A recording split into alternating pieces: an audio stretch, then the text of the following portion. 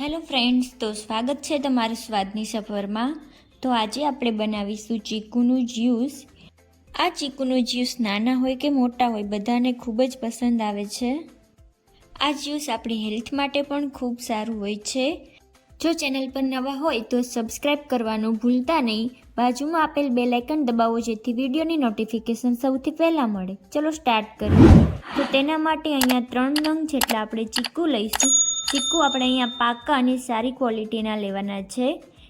પાકા ચીકુનો સ્વાદ આપણા જ્યુસમાં ખૂબ જ સરસ આવે છે। તો હવે આપણે આ ચીકુને 4 કટ લગાવી લઈશું અને વચ્ચેનો આવો વ્હાઈટ ભાગ આવે છે તેને આપણે કાઢી લઈશું। તો હું અહીંયા બધા જ ચીકુમાં વચ્ચેનો વ્હાઈટ ભાગ અને બીજ કાઢી લઈશ।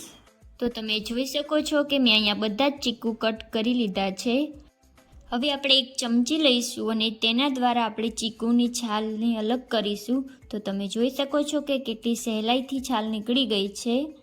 તો આવી જ રીતે આપણે બધા જ ચીકુની છાલ કાઢી લેવાની છે। આવી જ નવી રેસીપીના વિડીયોઝ જોવા ચેનલને લાઈક કરો, શેર કરો અને સબસ્ક્રાઈબ કરવાનું ભૂલતા નહીં। તો મેં અહીંયા બધા જ ચીકુને રફલી ચોપ કરી લીધા છે જેથી આપણા ચીકુ સારી રીતે ગ્રાઇન્ડ થઈ જાય। તો હવે આ ચીકુને આપણે એક મિક્સી જારમાં કાઢી લઈશું અને હવે આપણે આમાં 2 ગ્લાસ જેટલું દૂધ નાખીશું। તમે દૂધ વધુ ઓછું તમારા અકોર્ડિંગ કરી શકો છો।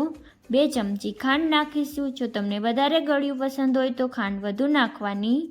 હવે 6 થી 7 બદામ નાખીશું ને મિક્સી જારનું ઢાંકણું બંધ કરીશું અને હવે આપણે તેને મિક્સી જારમાં બધી જ વસ્તુને ગ્રાઇન્ડ કરી લઈશું। તો તૈયાર છે આપણા ચીકુનું જ્યુસ। હવે તેનું ઢાંકણ ખોલીશું ને તેને સર્વ કરવા માટે આપણે એક ગ્લાસમાં કાઢીશું। જો તમને મારા વિડીયોઝ જોવા ગમતા હોય તો ચેનલને લાઈક કરો, શેર કરો અને સબસ્ક્રાઈબ કરવાનું ભૂલતા નહીં। ઉપરથી થોડી બદામ નાખીને ગાર્નિશ કરીશું ને મને કોમેન્ટમાં જરૂરથી જણાવજો કે તમને આ રેસીપી કેવી લાગી।